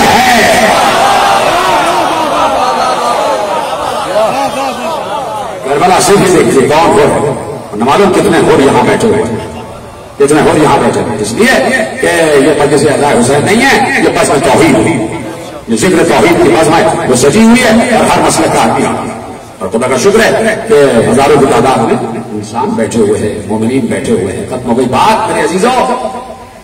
علی و مرتضیٰ کہ جو جانتا ہے، جسے اللہ نے رسول والا علم عطا کیا، تو صرف یہ بڑا علی ہی نہیں، چھوٹا علی بھی جانتا، چھوٹا علی بھی جانتا. میں نے چھوٹے علی کا نام لیا تو ہلکے سے آپ سے ہائے جملہ پلٹ دیتا ہوں. علی اصغر بھی جانتا، علی اصغر بھی جانتے ہیں کہ کیا ہے اور کیا ہونے والا ہے. اجرکم اللہ، اجرکم اللہ. یہ تو دن ہی ایسے ہیں کہ وقت ادھر ادھر تو ہو ہی جاتا ہے. کربلا کے بعد سے بہت سے لوگوں کے وقت بدلے ہیں. جو اچھے سمجھے جاتے تھے وہ قیامت تک قابل لعنت بن گئے. یہ ہے کربلا کا معجزہ. تو ہمیں بھی کبھی وقت کی پرواہ رہی نہیں. کربلا ہے کربلا. علی اصغر 18 دن کے جب چلے ہیں، مدینے سے چلے تو پھر 18 دن. اور میں عرض کر چکا پہلی تقریر میں کہ صغرا کو 18 دن میں علی اصغر سے اتنی محبت ہو گئی جتنی 18 برس میں علی اکبر سے محبت. دونوں بھائی ہیں. بچی کی جان جاتی ہے بھیا علی اصغر پر، اور صبح روز گہوارے کے قریب آ کے بیٹھ جاتی ہے، ایسے ہاتھ کرتی ہے اور بچہ گھمکنے لگتا ہے، اپنی پیٹھ اوپر کرنے لگتا ہے. بچے کا بھی انداز ہے، ایک دم اوپر پیٹ کرتا ہے کہ مجھے اٹھاؤ مجھے اٹھاؤ. ہاتھ کو ایسے ایسے، پاؤں کو ایسے ایسے مارنے لگتے ہیں. 18 دن کا بچہ دیکھا ہے کہ جب کوئی اس کے سامنے کھڑا ہوتا ہے تو بچہ چاہتا ہے مجھے اٹھاؤ، تو اپنے ہاتھ پاؤں جلدی جلدی مارتا ہے اور پیٹھ کو ایسے ایسے اوپر کرتا ہے. تو فوراً صغرا اٹھا لیتی تھی. جیسے صغرا اٹھاتی تھی کلکاریاں ہنستے تھے، خوش ہو جاتے تھے کہ بہن کی گود میں آ گئے. بہن سینے سے لگا لیتی، دالان میں ٹہلاتی، بھیا کو پیار کرتی، باتیں کرتی ہیں علی اصغر سے. علی اصغر صغرا کی ہر بات پر ہنس دیتے تھے، مسکرا دیتے تھے. گویا علی اصغر کو ہنسنا صغرا نے سکھایا ہے. میں جملہ کہہ بھی گیا، علی اصغر کو مسکرانا صغرا نے سکھایا ہے. جیسے علی اکبر اس دنیا میں آئے تھے نا، تو بی بی شریعت الحسین سلام اللہ علیہ نے ایک بات حجرے مادر علی اکبر میں آئی، امام حسین کا تشریف فرما تھا، تو فوراً کہا کہ بھیا جب بھائی کے گھر میں اولاد ہوتی ہے تو بہن کا حق ہوتا ہے کہ وہ نیک لے لے. بھیا مجھے نیک دے دو. حسین خوش تھے، کہ بہن جو مانگے دے دیں گے. آج ہم خوش ہیں، آج شبیر رسول ہماری گود میں آئے ہیں، ہمارے گھر میں آئے ہیں. کہ بھیا کچھ اور نہیں مانگتی، بس نیک یہ ہے کہ علی اکبر ہی تو مجھے دے دو. اور اس کے بعد بی بی نے علی اکبر کی پرورش کی ہے. اور روایت کیا لکھتی ہے، اذان دینا بھی بی بی ہی نے سکھایا. رسول کے لہجے میں، علی کے لہجے میں بی بی نے اذان دینا سکھایا. توجہ فرمائیں آپ نے. یعنی شہزادی نے علی اکبر کو گود میں لیا تو مصلحت اور حکمت قدرت یہ تھی کہ کربلا کا آغاز ہوگا اذان علی اکبر سے، تو اذان سکھانے کی ذمہ داری شریعت الحسین کو ملی، اور کربلا کا انجام یعنی آخری شہادت ہے علی اصغر کی. تو علی اصغر کو اس کا ہتھیار استعمال کرنے کی ذمہ داری صغرا کی. جیتے رہے سلامت رہے کہ صغرا نے اصغر کو ہنسنا سکھا دیا، مسکرانا سکھا دیا. تبسم علی اصغر صغرا کی دیر ہے، صغرا کی تربیت ہے. 18 دن کے بعد قافلہ چلا، سامان جانے لگا، بیویاں ایک کر کے آئیں، صغرا کو خدا حافظ کہہ رہی تھی.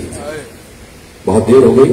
جب بیویاں باہر نہیں آئیں تو حسین علی نے کہا دیر کیوں ہو رہی ہے، ہمیں مغرب سے پہلے مدینہ چھوڑنا. بیویاں کہاں ہیں، جلدی کیوں نہیں آ رہی؟ ناقے لگے ہوئے ہیں دروازے پر. تو ایک کنیز نے آگے کہا کہ بیویاں صغرا کے حجرے میں ہیں اور صغرا کے پاس علی اصغر ہے.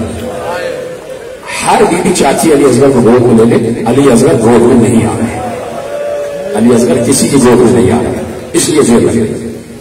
حسین حجرے میں آ گئے. حسین نے خود یہ منظر اپنی آنکھوں سے دیکھا کہ ہر بیوی کہتی ہے اور صغرا یہی کہتی ہے کہ ایسے نہیں، علی اصغر خود چلے جائیں تو لے لینا، علی اصغر کسی گود میں نہیں جاتے. حسین آگے بڑھے، لا صغر اصغر کو ہماری گود میں دے دو. اب بابا جیسے سب سے کہہ رہی ہیں ویسے آپ سے بھی کہہ رہے ہیں، ایسے چھین کے نہ لیجیے گا. علی اصغر خود آپ کی گود میں چلے جائیں تو لے لیجیے گا. بیٹی کو تنہا کو چھوڑ کر جا رہے تھے نا. پتہ ہے علی اصغر اس وقت کیوں گود میں آئے ہیں؟ اس وقت جب سب جا رہے ہیں، پتہ ہے جس وقت بی بی ام رباب سلام اللہ علیہ کی گود میں تھے نا علی اصغر، اور بی بی جا رہی تھی، دروازے کی طرف جا رہی تھی، تو بس صغرا بالکل قریب آ گئی، اما رباب کے بالکل قریب آ گئے. علی اصغر کو مخاطب کر کے کہا، بھیا علی اصغر سب تو مجھے چھوڑ کے جا رہے ہیں، کیا تم بھی مجھے چھوڑ کر چلے جاؤ؟ تو ہمت کر علی اصغر صغرا سے گود میں آ گئے. اور اس کے بعد ہر بیوی نے چاہا کہ اصغر کو گود میں لینے. اصغر آ نہیں رہے تھے، بار بار منہ پھیر لیتے تھے، صغرا کے سینے سے لگ جاتے تھے. حسین نے کہا لا ہمیں دو، کہ بابا چھین کے نہ لیجیے گا، آپ ہی علی اصغر آ جائیں تو لے لیجیے گا. اب چونکہ بیٹی کو چھوڑ رہے تھے نا، چھوڑ رہے تھے، تو اتنا تو کیا کہ چلو صغرا جو کہہ رہی ہیں وہ تو میں کر دوں. آگے بڑھے، آؤ علی اصغر آ جاؤ. ہاتھوں کو پھیلایا. علی اصغر ایسے بابا کو دیکھتے اور پھر مسکرا کر بہن کے سینے سے لپٹ جاتے، پھر ایسے دیکھتے پھر مسکرا کر لپٹ جاتے. بار بار حسین کہہ رہے تھے آجا علی اصغر آجا. علی اصغر بہن کی آغوش نہیں چھوڑ رہے تھے. ایک بار حجت خدا حسین ابن علی، مرتضی وقت حسین ابن علی آگے بڑھے. اصغر کے کان میں اتنا آہستہ جملہ کہا کہ وہ جملہ صغرا بھی نہ سوچی. جیسے ہی علی اصغر نے وہ جملہ سنا، بے اختیار صرف ایک نگاہ صغرا کو دیکھا اور ہاتھ بابا کی طرف بڑھا دیا. ننھے سے بچے نے ہاتھ بابا کی طرف بڑھائے. حسین نے اصغر کو گود میں لیا، حسین نے رباب کی گود میں اصغر کو دیا. قافلہ جانے لگا. کہا صغرا خدا حافظ. اس لیے بی بی ام البنین کو چھوڑا. دیکھیے بی بی ام البنین کبھی نہ رکتی، کبھی نہ رکتی. مادر عباس کبھی نہ رکتی زینب کو چھوڑ کر، لیکن حکم امام تھا کہ صغرا بیمار ہے، اماں آپ کو رکنا پڑے گا. حکم امام کے تحت بی بی ام البنین رکی ہے، تو کہا اپنی اماں کے ساتھ رہنا، تم بیمار ہو، ہم جا رہے ہیں. حسین چلے گئے. صغرا دیکھتی رہی اور یہ سفر طے ہوتا چلا گیا اور پہنچ گئے حسین کربلا. آ گیا قربانیوں کا دن. ایک ایک قربانی حسین دیتے رہے، پیش کرتے رہے. اللہم تقبل منا ھذا القربان، پروردگار میری طرف سے یہ قربانیاں قبول فرما، قبول فرما. شب عاشور آ گئی. جملہ سن لیجیے گا اور آئے تو آپ کہہ رہے ہیں، آپ کو یقیناً بیوی کے منظور نظر ہے. یقین فرمائے دائیں بائیں آگے پیچھے جتنے بیٹھے جیسے آپ گریا کرتے ہیں. میرا دل کہتا ہے کہ شہزادی جنت البقیع والی اپنا دوپٹہ اٹھا اٹھا کے تمہیں دعائیں دیتی ہے. اپنے بابا رسول اللہ سے تمہاری سفارش کرتی ہوں جیسے تم رو رہے ہو. اور میں بیوی سے یہی کہوں گا، بیوی سے پہلے اپنے وقت کے امام سے کہوں گا کہ مولا دیکھیے کیسے گریا کر رہے ہیں. مولا ان کو ہر بلا اور آفت ناگہانی سے، ہر عرضی اور سماجی بلا سے ہمیشہ محفوظ رکھے گا. مولا ان کے رزق میں کبھی کمی نہ ہو. مولا ان کے پاس اگر گھر نہیں ہے ان کو گھر دے دیجیے، ان کے پاس اولاد نہیں ہے تو ان کو اولاد دے دیجیے. مولا دیکھیے یہ کیسے رو رہے ہیں اور ابھی آپ دیکھیے گا یہ ان کا گریا کہاں پہنچ جائے گا. اس لیے کہ کچھ بھی ہو جائے انسان کبھی علی اصغر کی شہادت برداشت نہیں کر سکتا. اجرکم علی اللہ، اجرکم علی اللہ. میرے عزیزوں شب عاشور آ گئی. حسین لے کے خیمے میں جا رہے تھے اور خیمے کا پردہ ہٹا ہٹا کر دیکھ رہے تھے. شب عاشور کا مطلب تو تمہیں یاد ہے نا کہ علی اکبر کے خیمے میں جب گئے ہیں تو پردہ ہٹا کے دیکھا تو گھٹ گھٹ کر رو رہے تھے. اس لیے کہ دیکھا کہ علی اکبر ماں کی زانوں پہ سر رکھے سو رہے ہیں. ماں نے علی اکبر کو اپنے زانوں پہ سر رکھا ہوا ہے.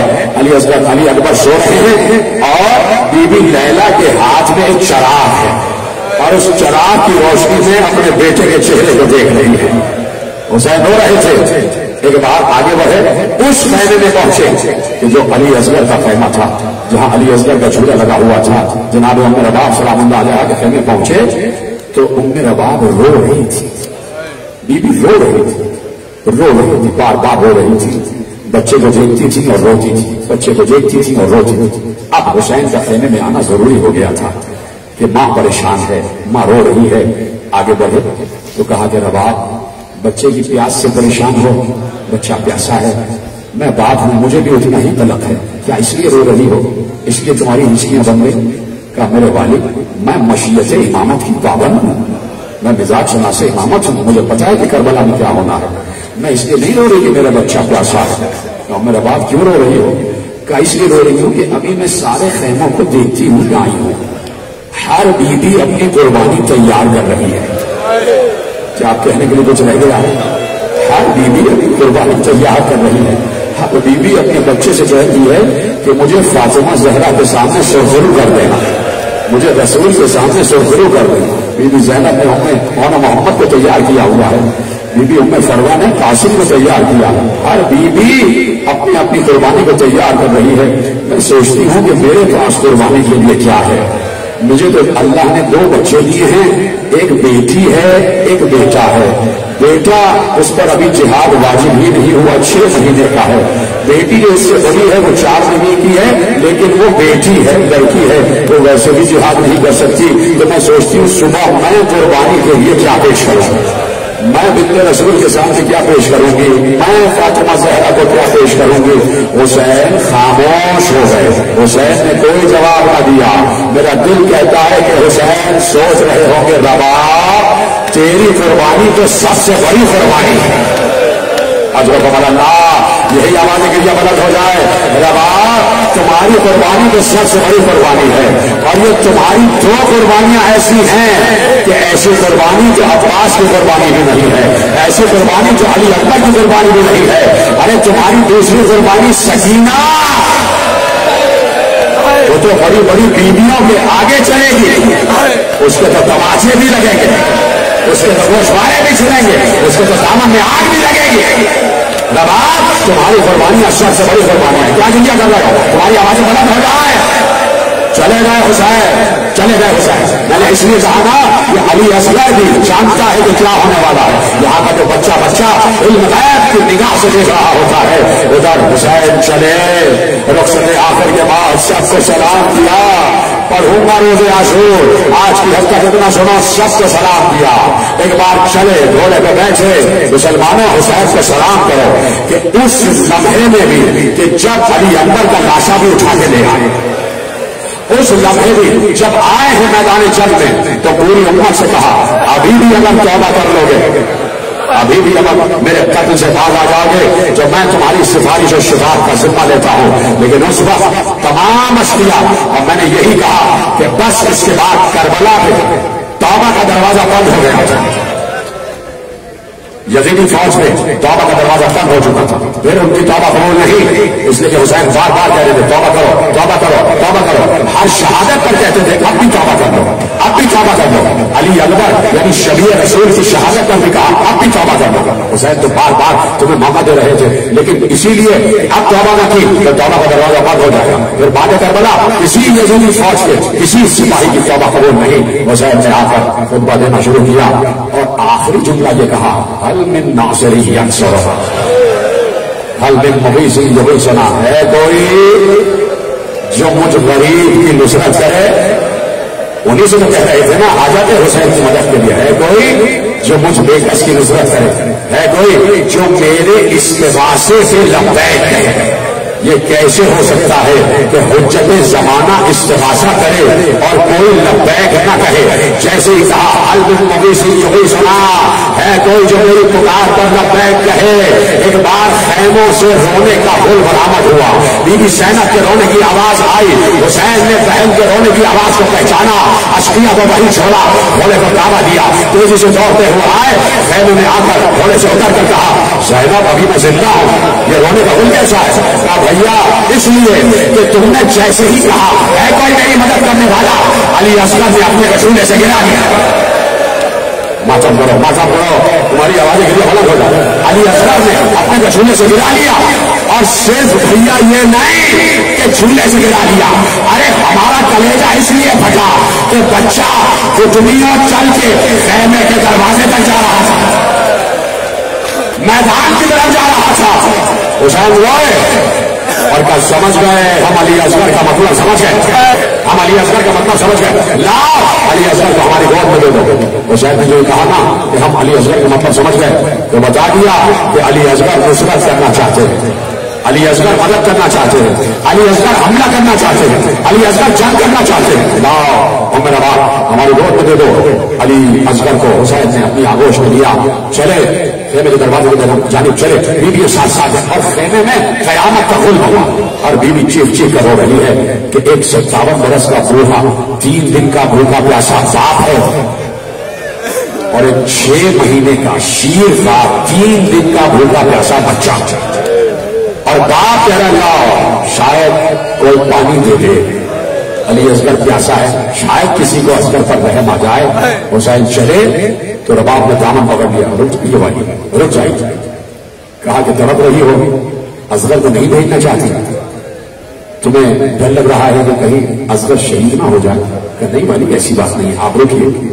अली असगर को दी मेरी गोद, अली असगर को गोद में लिया, खेमे के अंदर गई, हुजरे में गई। अब जो वापस लाई तो हुसैन ने देखा नन्ना सा अमामा बांधा, अली असगर ये छोटा सा पटका बांध दिया। बच्चे देखिए ना तुमने कभी 6 महीने के बच्चे, जरा तसव्वुर करो। और आप हजरात ने जरा गर्दन झुकाने की फजाइल भी बढ़ रहा, मसाइल पढ़ो।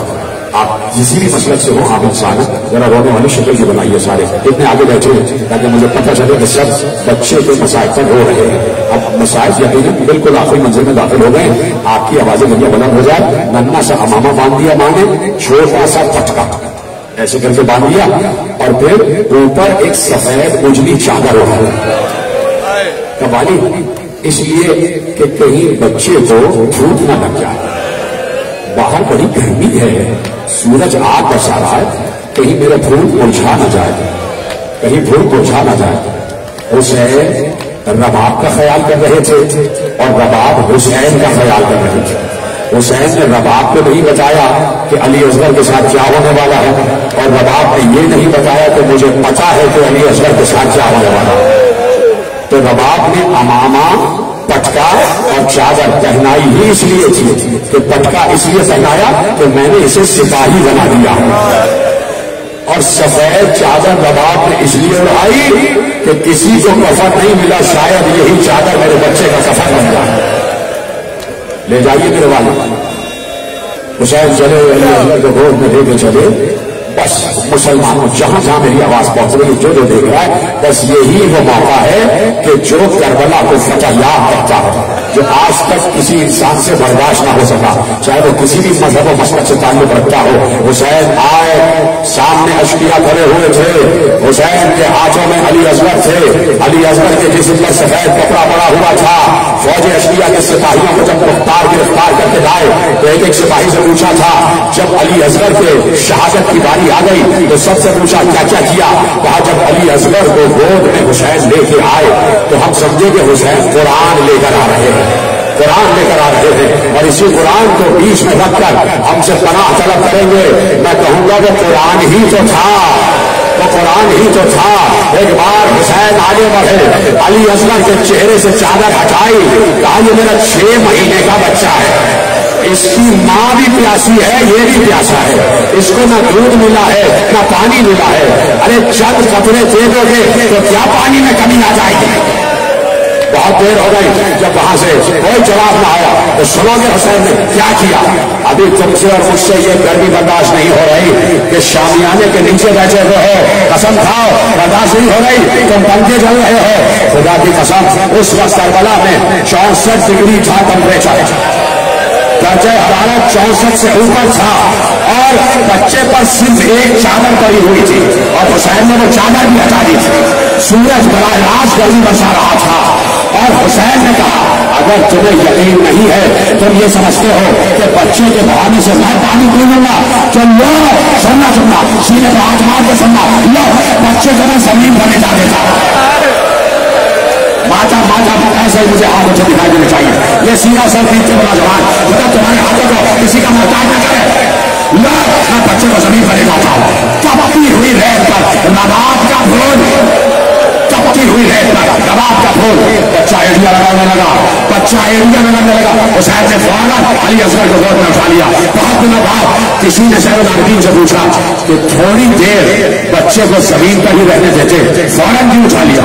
रोते हुए कहा, हुसैन जानते थे असगर फखरे इस्माइल है, कहीं ऐसा ना हो एरिया लगने तो समझा निकला और इम्तिहान यही रुक जाए। हुसैन ने उठा लिया, उठाए तो एक बार अब ऐसा अली असगर है, अली असगर को ऐसे उठाए और अली असगर का मुंह फौज अशकिया की तरफ किया और एक बार बच्चे को देख कर कहा, असगर तुम हुज्जत खुदा के पोते हो, तुम हुज्जत खुदा के बेटे हो, तुम खुद इनको बताओ कि तुम कितने प्यासे हो, तुम खुद इनको बताओ कितने प्यासे हो, तुम हुज्जत तमाम करो।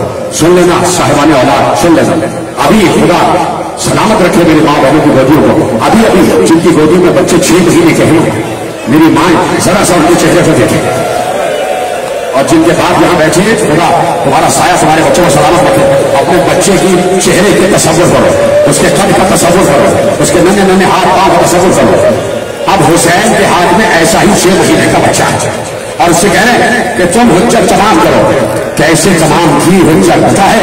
एक बार अली असगर ने नन्ही सी जबान बाहर निकाली, छोटे बच्चे की छोटी सी जबान, नन्ही सी जबान अली असगर ने होठों पर फेरी। ऊदे हो चुके थे अली असगर के होठ, ऊदे हो चुके थे, जबान नीली हो चुकी थी। जब पानी की कमी होती है तो ऑक्सीजन कम हो जाती है और जब ऑक्सीजन कम होती है तो जबान नीली हो जाती है, होठ ऊदे हो जाते हैं। अली असगर ने नन्ही सी जबान निकाली, अपने नन्हे नन्हे होठों पर जबान फेरना शुरू की। यही वो मौका था कि यही अली असगर का हथियार था। अली असगर ने अपना हथियार इस्तेमाल किया, नन्ही सी जबान निकाली, ऊदे ऊदे होठों पर फेरी। अली असगर का हमला इतना कारगर हुआ कि सारी फौज यजीद मुंह फेर फेर कर हो गई थी। अली असगर वाहिद सिपाही है कि जिसने दुश्मनों को रुला रुला के मारा, रुला रुला किया। फौज अशकिया मुंह फेर फेर कर हो रही थी। यही वो मौका था कि इनकलाब आ जाता, यही वो मौका था कि लश्कर मुनकलिब हो जाता। फिर एक हुर नहीं कितने ही हुर आ जाते। सुबह आशूरा हुर का जाना हमारे साथ देख चुका था। वो समझा कि भाई ऐसा ना हो जंग का नक्शा पलट जाए। इससे पहले कि जंग का नक्शा पलटता उसने कहा ये हुरमुला मैंने काहिल कहा था। अब क्या सुनने के लिए कुछ रह गया है? नाम मैंने मलऊन का ले लिया तो अब तो तुम्हें पता है ना कि क्या होने जा रहा है। तो अब अपनी आवाजें गिरना बुलंद करो, कहा हुरमुला कहाँ है, हुरमुला कहाँ है। हुरमुला को बुलाया गया, क्या देखता नहीं फौज मुख्तलिफ हो रही है। इक़्ता कलाम अल हुसैन, हुसैन के कलाम को कथा कर दे, हुसैन के कलाम को कथा कर दे। खत्म हो गई गुफ्तगू। वो हुरमुला जिसका तीर कभी खता नहीं गया, कभी खता नहीं गया, कभी खता नहीं गया।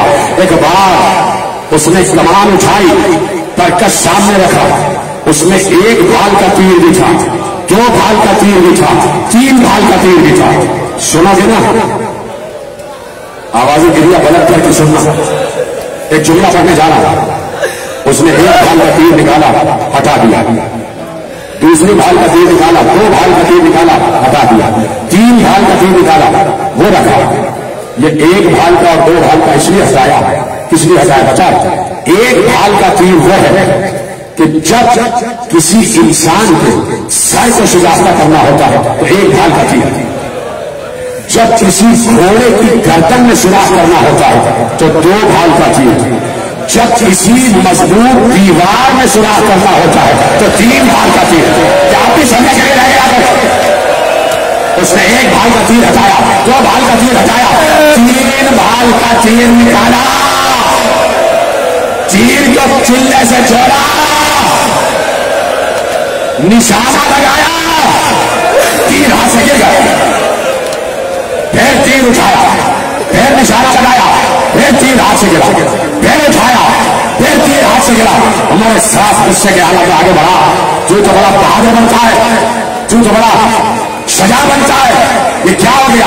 बार बार तीर तेरे हाथ से क्यों गिर रहा है? तेरा निशाना क्यों इधर उधर हो रहा है? हमें क्या करूं? जब तीर मिलाता हूं, बच्चे का निशाना लेता हूं तो पुष्प पर एक खैमा दिखाई देता है, खैमे का पर्दा हटता है, वहां कोई बीवी दिखाई दे रही है, मालूम होता है इस बच्चे की मां है। मेरी तवज्जो इधर उधर हो रही है। उसने कहा अपना जाविया बदल ले, जाविया बदला, 3 भाल का तीर ابھی تو فوج یزید کے اس ملعون شقی نے خود کہہ دیا نا کہ ماں دیکھ رہی تھی، ماں دیکھ رہی تھی، تین ڈھال کا تیر نکالا، تیر کو چھوڑا، کیا کہا تھا ہمارے ساتھ؟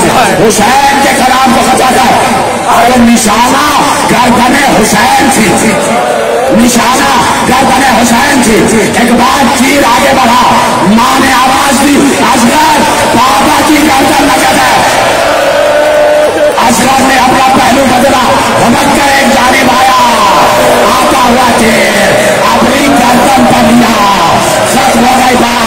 میرے مولا زین العابدین نے کہا کہ حسین اگر بازو پہ نہ روکتے تو جہاں تیر جا رہا تھا وہاں اصغر جاتا۔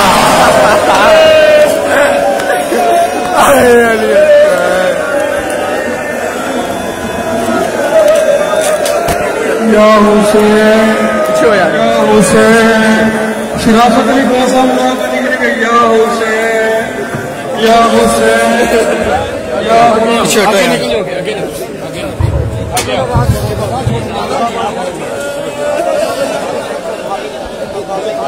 آجا صدر میرا لال صدر، آجا صدر میرا لال صدر، آجا صدر میرا لال صدر، آجا صدر آجا صدر میرا لال،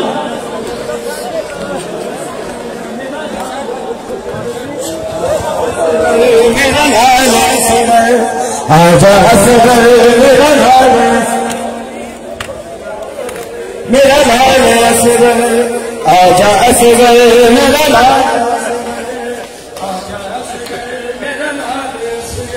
جب تیر لگا علی اصغر میں، آجا جب تیر لگا علی اصغر، آجا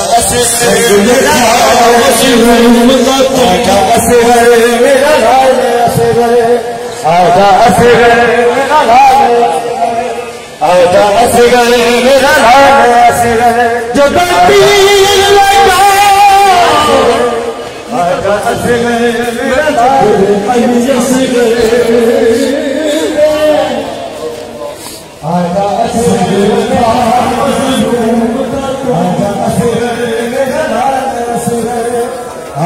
اصغر میرا لال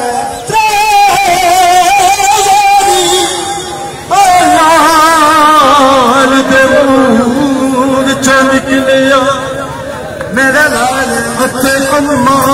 اصغر میرا لال اصغر، آجا اصغر میرا لال اصغر، والیاں ماہی او بختہ والیاں ماہی، جگر رج کے پتھر کھڑا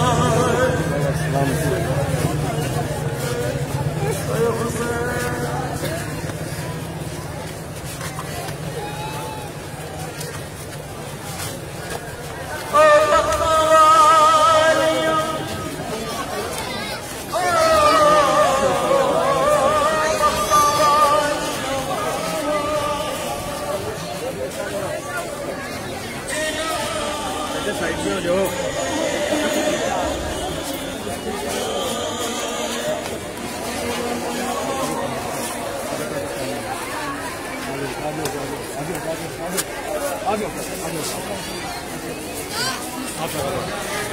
चलो ये भी आ जाओ।